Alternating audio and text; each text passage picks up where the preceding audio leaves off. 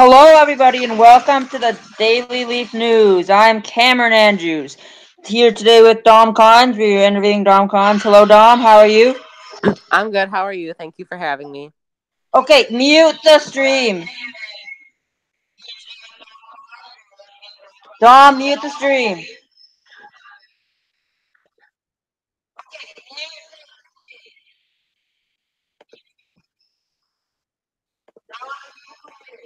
Mute. Now unmute yourself now, Dom.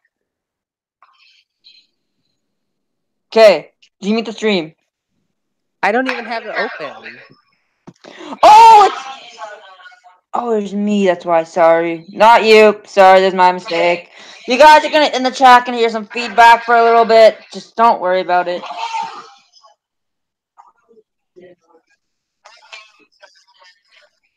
Okay, so sorry. That was a great start.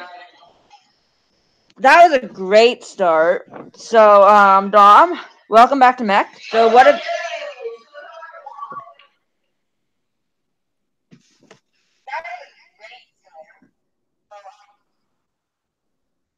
Okay, we're sorry. So, Dom, welcome back to Mech. Thanks. I'm glad to be back, even though I was only gone for 2 days. What did you do during those 2 days? Nothing really, just what I normally do, besides, mech, just stuff like around the house, or like I went to the zoo and stuff. So I didn't do anything like special, but. Okay, I just like to remind people that are in the chat to, if you have any questions for Dom, please ask them. I'll try to answer them all. So ask them all to him. So Dom, why did you leave Mech? People said it was because you're Um, sad. People said it was because you're no, I sad just you're felt losing D2 that race. the people of Mech were upset with me, whether it was the people who I felt like I let down in the Liberal Democratic Party, such as the several members who left as a result of something that I did, or just simply I had some strained relationships with some people that I thought wouldn't really go well. And I just thought that it would have been best if I kind of just excluded myself from things. But then I eventually decided that I can always just persevere and get past stuff like that. And if I really wanted to get my message across, then I shouldn't drop out and I should always just stay. And it was also kind of boring without Mech, so I always just decided that I could just come back. And I did, and so far I don't regret it. Okay, so you are running for D2, of course. Mm-hmm. Your major opponent is Brett Patrick right now. Mm-hmm. What is your message to your opponent? I don't plan on doing any type of mudslinging campaign or any smear campaign. Of course, I really do think that we will maybe have some mix-ups, but I think so far our campaign, if I were to win the primary, I think that our campaign should stay as civil as possible. And if the people choose him, then congratulations to him. If the people choose me, I'm sure that he would have ran a good campaign. I'm just hoping that our future campaign can be as civil as possible.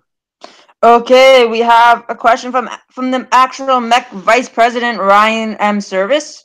So Ryan asks, "What is your biggest priority if you are elected?" My biggest priority as of right now is to simply, I don't have anything in particular stuck in my mind that I would like anything in particular that I like to push forward. But I do have several bills made that I would like to eventually push forward that would hopefully benefit the best of the people. I have several bills benefiting farmers and such. I have one bill in particular which would preserve waters and prevent any type of and would prevent something such as the Flint water crisis where they found lead in the water. I have a bill in particular that would impose funds that would be set aside in order to do routine tests on public water sources within America that would push down harder penalties towards any government that refuses to abide by them or refuses to take action on any type of unclean water source, etc. I would really like to raise wages within District 2. As you know, I did come from District 7, but with District 2, wages are a lot lower than they are in District 7. And if I'm elected into D2, I would like to raise wages for professions such as, police officers, social workers, teachers, so on and so forth. So I'd really just like to better the way of life within my district and across the rest of America. And just one step at a time. I don't really have anything in particular in my head. I just like to take things one step at a time and see how they end up turning out. Okay, thanks Ryan for that question. Very good question. We have actually another question, but it's from Senator Ivor M, who asks, how do you review your failed SOE nomination, Secretary of Education nomination? When I look back on my Secretary of Education nomination, it makes me think that I need to put more research into things that even if I think I'm ready for, I went into the Secretary of Education confirmation hearing thinking that I was prepared and everything, but it obviously turned out that I wasn't. So it's kind of pushing me to research what I think I know more to get a better grasp on the subject. It's telling me that I need to simply just be more informed of what I'm trying to do. Always look at the long run, how things might turn out. And really, I just need to, if I plan on writing a bill in the future, I need to just do it thoroughly and find out everything rather than just jumping right into it. And I think one mistake I made with being Secretary of Education is I just jumped right into it. And I don't think I should ever be able to do something like that again. Okay, thanks, Ivor, for that question. We have another question now from Vice President Ryan Service, who asks, opinion on eliminating income tax and all other taxes in exchange for a land value tax, otherwise known as Georgism. I think that a land value tax could benefit in several ways. Just as I was saying before, I don't really want to put my 2 cents in. I do need to do a bit more research on something such as this. But I do think a land value tax could be beneficial in some ways, such as, a lot of people who stand for things such as a universal basic income, which I have personally done my research into, which I don't really have a set thought on it as of right now. I don't really know if I'm for or against it, but I know a lot of people who stand for something like that, stand for things such as a land value tax, and so on. But as of right now, I think that that's just something that we would have to look into and put more research into, and eventually, as we just get to know it more, I'll have a better thought on it. As of right now, I just need to look into it a bit more. Okay, thanks, Ryan, for your question. And we actually asked, if you do have any questions, please do ask them in the chat like Ryan and I have. It really helps ask what you guys are thinking. So, the House is currently in Congress in general is in a majority majority Democrat. How do you you're a Lib Dem, and if it stays as a Democrat majority, how are you gonna caucus with the Lib? Sorry, I shouldn't ask that question more or less. But how do you feel if it stays as a Democrat majority if you are elected as a Lib Dem? I could most definitely live with a Democratic majority. As you know, most Lib Dems and Democrats already caucus with each other as it is. The Lib Dem party, since it is a moderate party, it's clearly middle ground between the Democrats and the Republicans, left wing and right wing. And because of that, I think it's a lot easier to be bipartisan. I think I would be able to work with the Democrats just as much as I'd be able to work with the Republicans. Of course, as chairman of a party and an active member of a party, I would love to get a majority. I would love to be able to see what our party can do for this country. But if we, as of right now, remain the second biggest party in the country, or I mean in MEC, not in the country, I think that we'll still be able to work with the Democrats and we'll still be able to pass effective legislation that will benefit the people of MEC. Okay, we have a question from Merrick Moden, who of course is running for D6 House. He asks, what is your opinion on Logan Rabe, and his policies? Would you support them, and if so, why? I'm not going to lie, Logan Rabe I haven't put much research into. All I know he's the Prohibition Party candidate. I'm aware that he's prohibitionist. So at first that kind of made me think oddly, because we've already been through the prohibition stage once and it did not go well, as far as everyone knows. So I didn't really put much research into him. Seeing that he is picking up momentum and he is growing much more as a political candidate, I probably should look into him a bit more. But as of right now, I'm definitely leaning towards since the Lib Dem party itself does not have a nominee, I'm definitely looking more towards Mayo Olabode and such. And I think that he just has a much better vision than Logan Rabe, who says things such as like, I just don't really think that the whole Logan Rabe thing really makes sense because, he's running under the Prohibition Party. He says he doesn't stand for its values and such. So I haven't really put much thought into him, and I think my stance for D6 will remain the same. Okay, thanks, Merrick, for your question. Now we have another question from Vice President Ryan Service. Would you describe yourself as a realist or an idealist? I'm pretty sure that I would describe myself as I would probably describe myself as a realist because I always like to think, what can I make the best? I always like to look at stuff in the current situation, and I like to evaluate things in the way that they are with, so I can always make the best out of the situation. And I never like to look at things as what it can be. I always like to look at things as what it is. Because why would I focus on something that's not there if I'm supposed to be focusing? Here's an example. If I were to be elected into the House, there'd make no sense trying to achieve something that's not even close to being achieved yet. It'd make more sense to focus on what's here now and what I have to work with and how I can improve it, rather than focusing what I can do instead. So I think that if I'm definitely more of a realist because I like to work with what's already there, and rather than working with other things. So yeah. I just like to say sorry because I made an incorrect statement before saying that Merrick was still in the G6 House. Of course, he lost to Mayowa. I'm sorry, so sorry, Merrick, for that. We have another question from Ryan Service. Thanks for your last question, by the way, Ryan. He asked, given your previous response, what kind of gun control do you support, if any? I come from a family of hunters. I actually also come from a family of police officers. I've shifted a lot. I stand for the right to own a personal handgun. I support the right to privately carry a handgun out in public. I support the right to own a hunting rifle. And it's really, of course, the assault rifle conversation that brings up a lot of conversation with me. I definitely 100% stand for tougher things such as background checks and such. I don't really know if outlawing assault rifles completely would be the way to go. The gun control situation is a issue that I've gone back and forth on 100%. I've gone from being anti-assault rifle to being just pro background check and stuff. At the moment, I'm standing much more towards being for something in the middle, almost having much tougher regulations than what we have now. I understand that I actually have made a speech in the past saying that I'm against assault rifles, if that's what you're kind of referencing towards, Ryan. But my views do change a lot when I put more thought into it, when I put more research into it, when I look at both sides of the aisle, someone who wants to outlaw it, someone who wants to keep it. And I always like to try to find middle ground between the two.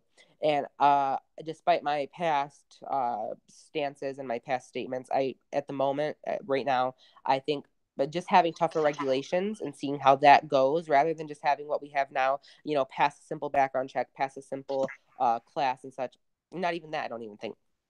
But I just think that we need a tougher regulation, see how that goes. And if that doesn't work out and we still have the issues that face us today, then we'll go from there. Okay, Dom. So, sorry. Thanks, Ryan, for the question. But, so you say I have a question personally. So you said you only refer gun control assault rifles, not hunting rifles or pistols, right? Okay. So, going into the another very topic of a lot of people are about border control. What is your opinion on border control?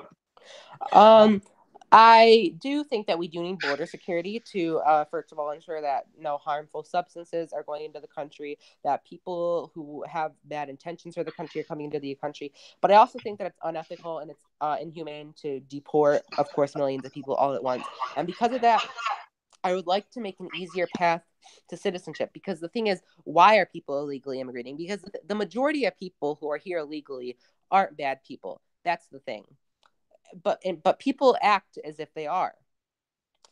And I think people really need to look at their circumstances. A lot of them are fleeing. Some of them are fleeing persecution. Some of them are fleeing poverty. Some of them are simply looking for a better life for their children. And I think that we need to answer those needs by providing an easier path to citizenship. So for the people that are already here, I think that it would be best to kind of allow them to come out of hiding, allow them to not be scared to be here in fear of deportation and such. And we need to give them an easier path to citizenship. And what I would do if I were elected into the House is I would, of course, propose legislation. And what it would do is it would make the road to move here a lot easier than it is now. Right now we have very extensive things that can take several years to move here. We have people who apply to move here and they're not allowed to actually come here for several years until after they've applied. If I were to be elected to the House, what I would probably do and what I plan to do is propose legislation that would simply make moving here background check, a simple citizenship test, and proof of stability, which would include income and housing to ensure that they're not coming here and then being thrown out on the streets. Okay, the next question is from Mark Kennedy Gallagher. I've read it. The last part is more important than the first part. It says, if your daughter Kitty, sorry, I shouldn't be laughing, but if your daughter Kitty Collins was to be assaulted and raped, would you support the death penalty for the criminal that did it? Okay, so this is one of those questions like Michael Dukakis got. I don't even know if he's meant this seriously or not, but I'm going to answer it seriously. I don't support the death penalty. That's a stance that a lot of people are against, not supporting the death penalty. I personally don't support the death penalty. I believe in rehabilitation. I believe in I think that every human has potential. Dom, you're cutting in and out. Can you start from the beginning again? Oh, what I said was I do not support the death penalty. And this is a mimic question from the 1988 debate, which Michael Dukakis got asked. I don't even know if Mark was just trying to quote that or what he was doing. But I don't support the death penalty, even if it were to be affected.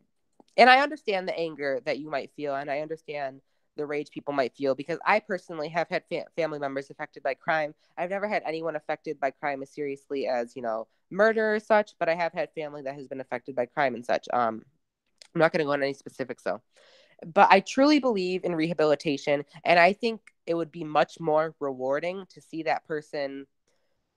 Of course, I would support them, life imprisonment and such. But I think it is much better to see that person rehabilitated and see their mistakes, what they did, and see themselves as a better person. I think it's much more rewarding to see someone change than it is to simply watch them die. And I believe that there is a better within everyone. I believe that everyone has potential.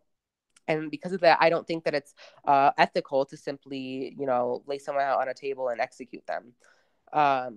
And so, as I said, if something like that were to happen, I think it would be much more rewarding to see something, just to see them recover and see them rehabilitate and see the good in them, despite the fact, of course, I would like them to face some type of punishment over than to just, simply execute them. So I am against the death penalty, and I will probably hold that stance for the rest of my life. Okay, thanks, Mark, for the question. He said it was serious, by the way, too. Serious question. But next, we have a question from Merrick Moden. In terms of it, of course, you're nominee for Secretary of Education. But Merrick Moden asks, in terms of education, what policies do you support and plan to implement if elected? Okay, so here's the thing. Within MEC, education policies in MEC are a lot different than they are in real life. And that's actually one thing that I did not know going into the Secretary of Education meeting. When I went into the Secretary of Education meeting, I thought everything mimicked what it is in real life. Within MEC, education conditions have actually improved a lot. Teachers have received, salary increases. In real life, education funding is currently $68 billion. In MEC, education funding is $90 billion, as well as there are several bills that have been enacted to better curriculum and adding more things such as, music and art and such. So as stuff like that, I think that MEC is doing a great job with. And because that's already out of the way and off the table, excuse me, I would probably be focusing much more on infrastructure because a lot of schools within across America, not only in my district, not only in D7, not only in D2, but all across America, there are schools that have failing infrastructure. And because of that, I would probably focus on infrastructure such as rebuilding our schools, rebuilding gyms, and so on. Okay, thank you, Merrick, for that question. That was a very good question. So, now we have a question from Vice President Ryan Service, who asked, do you support abolishing ICE? Actually, I don't support abolishing ICE, and here's why. I do, as I said, I do support an easier path to citizenship, but as I also said, I also do support border patrol and border security. And I'm also not 100% against deportation because I do think that we shouldn't. There, as I said, there are people here who came here with bad intentions, whether it be smuggling, whether it be joining gangs or crime. And I think ICE is very beneficial in helping wean out people like that. But as I said, we need to stop focusing more towards the majority of people here, majority of illegal immigrants. Because as I said, the majority of legal immigrants are people fleeing persecution, people fleeing poverty, people searching for better lives for their children. Those are the majority. The minority of people are as I said, people here with bad intentions. And I think that we need to, and of course, as of right now, ICE is focusing on the bad people. But I think rather than focusing on everyone, we just need to focus on the people who are here to actually do harm. So no, I'm not for abolishing ICE because I do think that they are beneficial. Okay, thanks, Ryan, for the question. Wait, am I muted? Now we have a question from Mark Kennedy Gallagher. It's a stupid question, but I guess might as well ask it. Will you prevent colored people to access our schools? No, I will not prevent them. Okay, he says, by the way, my goal is to make serious questions by stupid means. So, Mark, thank you for that random. Merrick Moden on legislative reset taking place. Wait, is it taking place? Wait, it just lagged. Can you say that again? I did. Okay, sorry. Merrick Moden so what is your opinion on and view on a legislative reset taking place? I have mixed views. I understand my newer members might be frustrated with the fact that there's not much access to know what's passed because, as I said, I was kind of frustrated with it at first because I went into the Secretary of Education meeting not knowing anything. And I think I do not support a legislative reset. And that's because all we would be doing is repeating everything we've already done. All we're going to have to do is we're going to have to propose the same bills. We're going to have to go over the same stuff over and over again. And I don't really just want to see all this hard work go to waste. No, you're cutting it now. Can you start a bit beforehand? Huh? You're just cutting it now. Can I restart? You're cutting it now. Oh, can you hear me now? Just like from the middle. Okay. Let me just sum it up. No, I don't. Yes. I don't support a legislative reset because we'd just be repeating all the legislation we've already done. Of course, I would like to see. Of course, I do stand for things such as education reform, and if we were to reset the legislation, all I'd have to do, we'd just be passing the same things again, such as, a $90 billion education budget or, more curriculum towards stuff. So I think all the legislative reset would do is just have us repeat the same things again. And on top of that, I don't want to see all the hard work going to waste. What I do think we need to do is we need to make legislation a lot more easier to access, such as, I don't know, maybe making a doc or something filled with all bills that have already been passed. Because, when I went into my Senate confirmation hearing for Secretary of Education, I had no prior knowledge of any education bills passed, of the education budget passed. And that was because I had no clue that they were passed in the first place. Because one of the main things is a lot of bills that are passed are usually just secluded to the House of Representatives themselves. I think that a lot of them should be more put towards out in the open, as I said, whether it be putting out a doc filled with all bills and stuff that's passed. So no, I don't support a legislative reset, but I do think that we need to make stuff that's passed more accessible.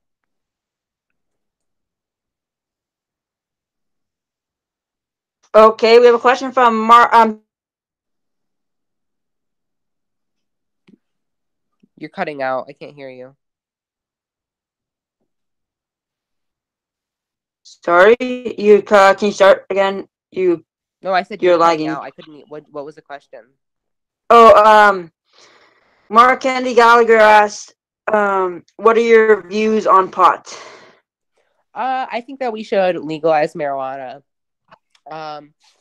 because it's right now being illegal and it being a punishable offense. I don't think that's all it's leading towards mass incarceration, and such stuff like that. First of all, the fact that it's simply, I understand how it can be portrayed as a drug because it does change your state of mind and your chemical balances and stuff. But I think that as long as we regulate it And as long as we do have things such as penalties for driving under the influence, I think that it should be 100% illegal. I mean, not illegal, legal. I think that we should legalize it. And on top of that, it would end things such as, people going to jail for crimes such as it. And I just think that we just need to legalize it and get the subject off the table, because this is something that we should have done a long time ago. And this is just something that sits on the minds of people when we should be focusing on more important things. Okay, thanks, Mark, for that question. Mark asked another question. Who is your favorite politician of all time? I don't really have 100% a favorite politician. A lot of politicians do have their ups, and a lot of politicians do have their downs, whether it be, with things such as, one of my favorite presidents, I'll have to say, as I've said before, a lot of presidents have their ups, a lot of presidents have their downs. But my favorite president is probably LBJ, and here's why. One of the reasons why I like him is because he was very effective and he got things done. His ups were things such as, the Great Society, as he called it, expanding Medicaid and stuff. And then he also had his down, which was the Vietnam War. But if we push that aside and look at all the things that he was able to do for the country and all the good he did and the progress he made, I think that stuff like that is what we need in a politician. So even though I don't have a favorite politician to name, because I'm not going to say LBJ is my favorite president, because he definitely does have things, a stigma around him too that's pretty negative.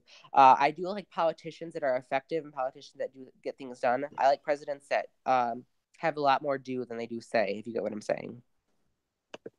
Okay, Mark, thanks for the question. Here's another one again. Do you support amputating Congress? I think that's what it says. I'm not gonna lie, I have no clue what that means. Amputating Congress? It says AMPLIATING, Congress. I just looked up the definition of. Okay, I'm not gonna lie. I don't know what he means. Can you ask him? Me neither. So, Mark. Okay, Mark, you're in. What does that mean? Sorry, can you start again? You're cutting out. Mark. Yeah. Can you start again? Yes. Oh, okay, start again. Thing it has been going on for quite some time now, Mac, that some people want to increase the number of seats to make more people run for Oh, okay. So you mean by expanding the number of Congress? seats? Yeah. Okay. I actually voted no on this when we had the referendum for it. I actually voted no, and here's why.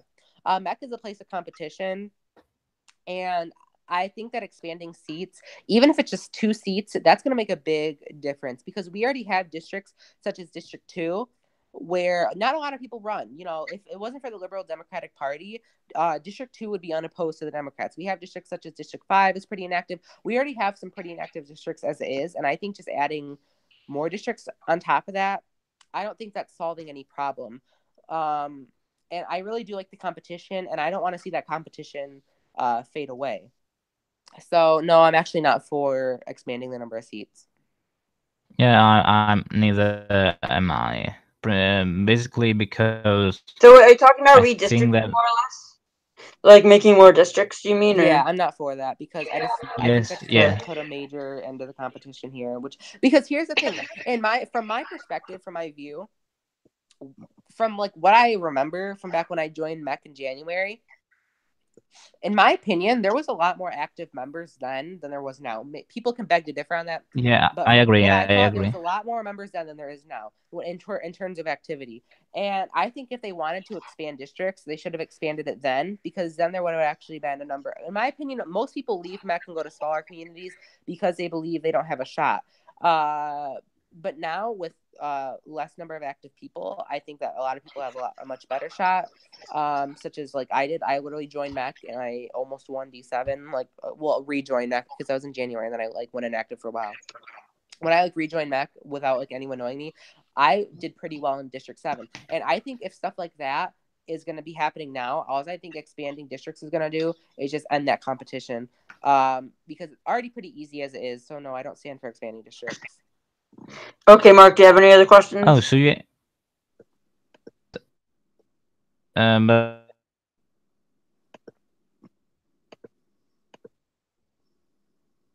You got cut off. I can't hear you. You're cutting in and out, Mark. So you are here since January.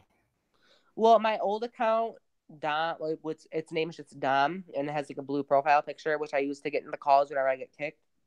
Yeah, I joined in January, and then I ran for. If you go on my account, you can see my posts. I ran for District 1 in a special election, like a day after I joined, and then I lost. And then after that, I just like never did anything again in Met.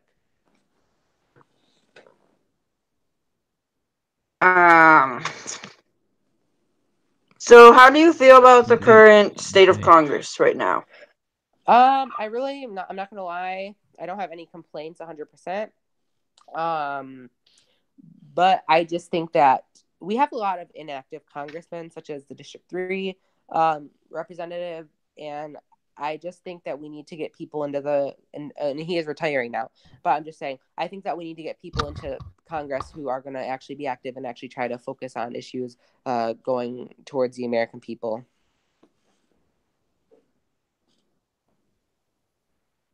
Okay, so you said, so do you think who do you think the Senate is doing better of a job, or House? I can't really compare the two. I think both of them are really on the same level. So I can't really make 100% a comparison because, both kind of do the same things almost. Okay, so Mark, you have any questions for him, or? Coming up on 30 minutes. Okay, thank you for everyone watching so far. We still have some more questions. If you do have any questions, let me check. No, not. If anybody has any questions, if anybody has any questions in the chat, please ask them. That actually helped a lot more. Okay. Do you support the system? Do I support what? Uber Care or different style healthcare system. system? I don't support Uber Care, and here's why. What Uber Care does, for people who don't know, because I myself was confused on it for the longest time. What it does is it provides basic healthcare to people who can't afford it, and it allows people who have more money to access much more affordable healthcare. And I'm not much more affordable healthcare. It allows them to access more expensive healthcare with better benefits. And the reason why I don't support that is the same reason really why I don't support the healthcare system we have now. It's not fair that some people are getting less just because they have less. I think that everybody should have an equal shot at everything. Such as, not at everything. I don't mean it that way. I think everyone should have the same shot at things such as healthcare, because healthcare is, it's something that you need to live. It's unfair that just because someone has less money than someone, they're going to be spending more at the doctor's office. And because of that, I support a single payer healthcare, so that way everyone gets the same coverage equally.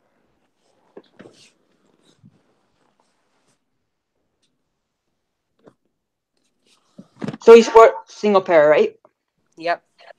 Okay. Now we're going to shift gears to defense. Would you, to pay for single payer or any of these other programs, would you consider cutting the defense budget? Well, the defense budget in MEC is already cut sustainably. I think it was cut by 20% in the past.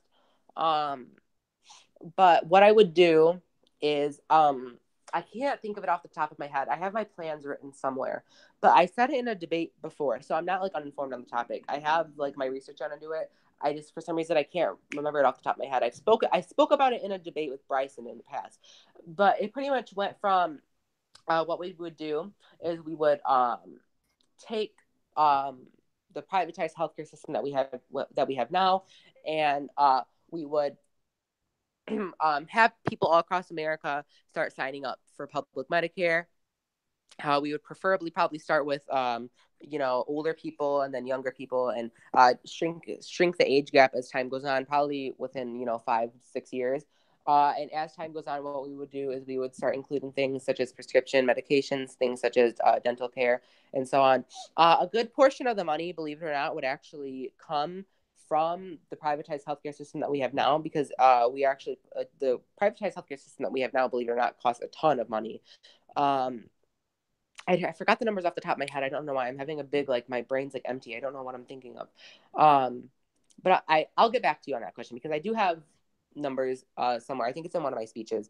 But I do support a single payer healthcare, and I do know that it is 100% possible that we could pay for it.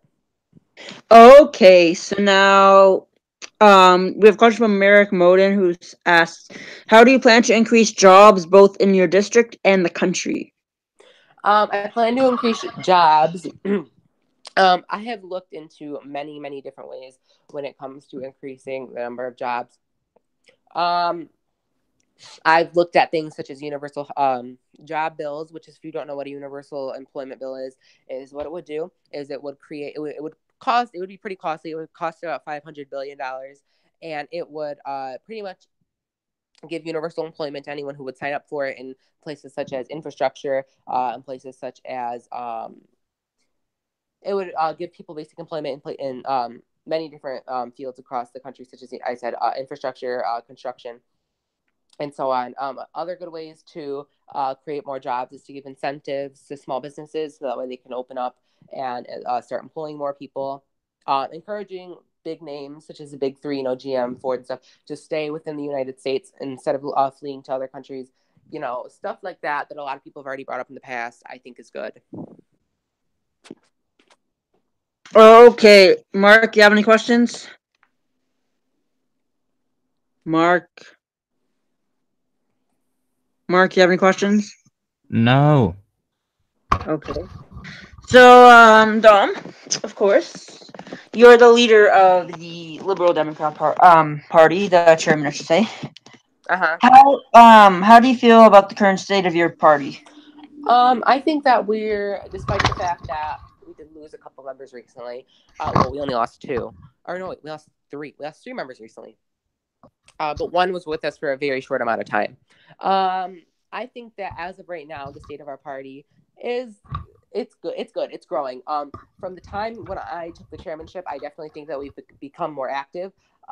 We have several people campaigning pretty competitively for House. We have Aaron Steeman in District 5. We already have 2 incumbent representatives. We have Poro in District 3, although he is retiring, and that seat is expected to go to a Democrat. We have Jacob Tawney in District 1, who I'm assuming and I'm hoping and I'm rooting for to win re-election. And then we also have... No, he won the Democratic primary. Oh, I know. But, he's always going to work with our party and such. He told us that he'll work with us and such. And Jacob is always going to be a good friend of the Liberal Democratic Party. And we also have me campaigning in District 2. We have Aaron Seaman campaigning in District 4. I was hoping that we could get a pretty good candidate in District 7 and maybe hopefully get a majority. But as we know, Joseph Mansky did end up leaving the party for his own terms, which he still hasn't said.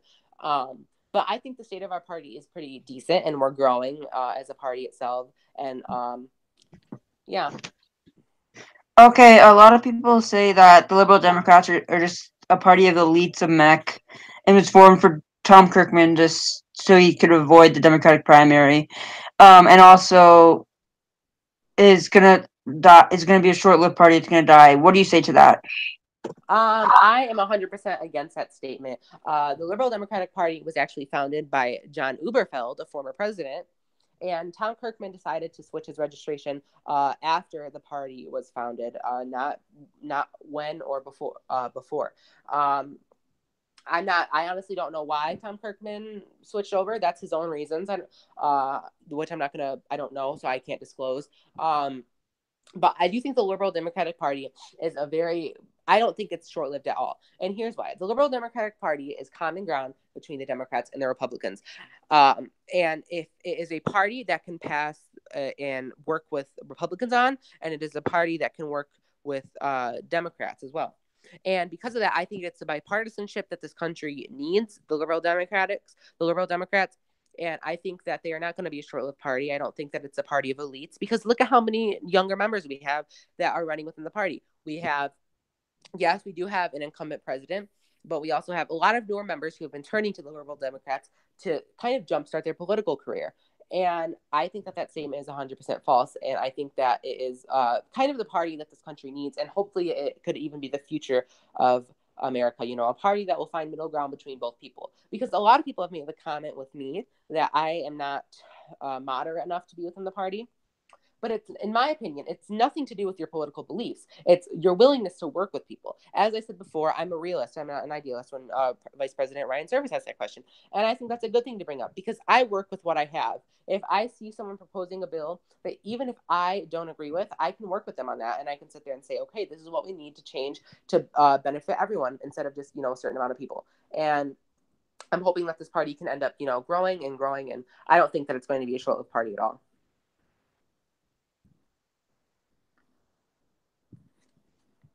Okay. Let's see if you have any other questions from the YouTube chat. Okay, so do you believe in for the many or for the few? I definitely, of course, when you want to appeal to a country, you're going to want to appeal to the many when you want to appeal to a voter base. But at the same time, you're going to want to appeal to everyone. And as I said before, I love to find middle ground, and I love to see how I can work with both sides of the aisle. And I'm going to give one of those cliche, I'm pretty sure everyone's heard this before, but I, of course, rather than working with the many or the few, I'd love to work with, everyone and try to find common ground between what can we resolve that will be equal for everyone, such as healthcare. Even the two-tier system that we have now, that's not working between the many and the few, because the many is stuck with the basic healthcare, but the few is able to pay for their own, more expensive, more coverage healthcare. And stuff like that is just stuff I don't really sit well with, knowing that someone at home isn't getting the right coverage they need because they don't make enough. And so because of that, I'd always love to find middle ground, to work with everyone, and to just do stuff that's going to benefit the country, not just several people.